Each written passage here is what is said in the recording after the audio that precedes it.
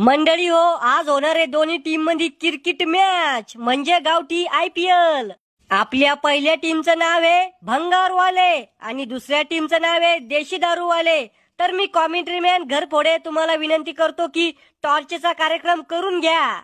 ए शाम्या, काय रे 1 रुपया टॉर्च करायला? इथे कपाळाला लावाल रुपयांनी माझ्याकडे। मग टॉर्च कशाने करायचंय? हे काय इथे खाली गुटक्याची पुडी पडेल येणा करू ना। येणं कसं करसोन?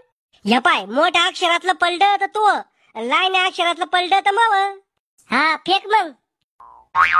या पाय लहान अक्षरातलं आलं, आम्ही जिंकलो टॉस। हा मग तुम्हाला काय करायचंय, बॅटिंग का बॉलिंग? बॉलिंग।